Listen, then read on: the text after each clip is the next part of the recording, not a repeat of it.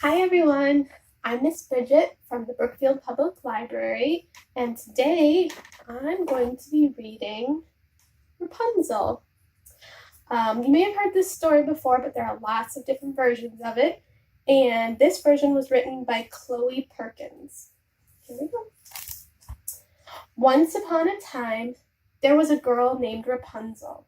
Rapunzel had long, beautiful hair and a lovely voice. She lived by herself in a tall tower on a hilltop.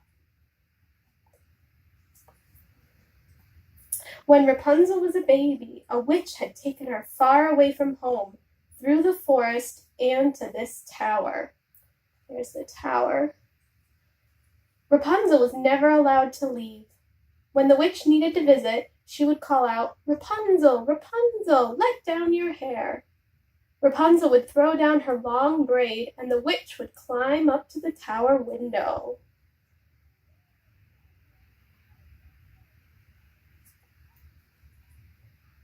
Rapunzel was lonely in the tower by herself. Sometimes a mouse or a bird would visit her, but she longed for a real friend. One day, a prince was riding through the woods when he heard a melody coming from the tower window. He thought, "There must be a girl up there as lovely as that song."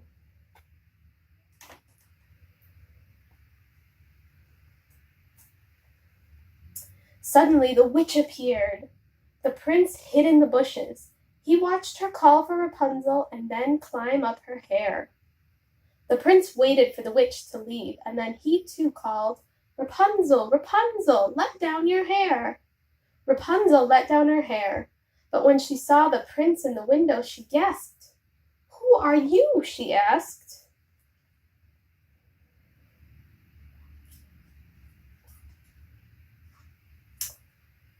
The prince bowed and introduced himself. Then he and Rapunzel began to talk. They talked for hours. Rapunzel told the prince about life in the tower, and the prince listened. He was falling in love.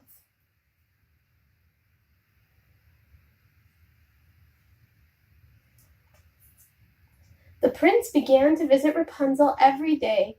She loved when he told her stories about the outside world. He talked about his horses and the beautiful streams he liked to walk along and the little village nearby. Rapunzel wished she could see what was beyond her tower.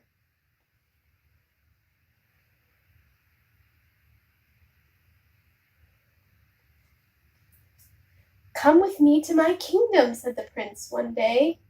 "The witch will never let me leave," Rapunzel sighed. The prince took her by the hand and promised to help her escape. Later that day, the witch saw the prince climbing down Rapunzel's hair. "We will leave tomorrow," he called up to his love. No. The witch was furious. As punishment, she cut Rapunzel's long, beautiful hair. Then, with a wave of her wand, she cast Rapunzel from the tower deep into the forest. No.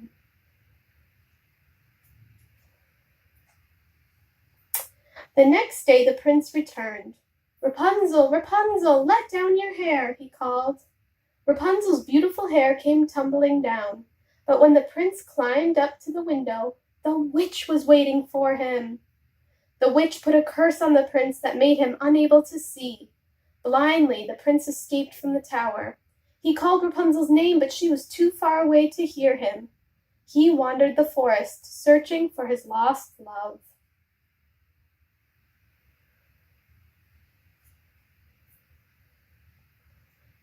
Many days passed. The prince had almost given up hope. Then, one day, he heard a lovely melody. It was Rapunzel. He was sure of it.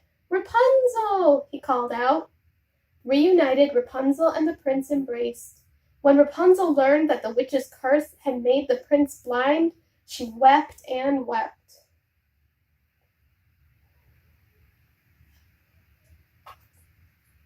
But as Rapunzel's tears fell onto the prince's face, something magical happened.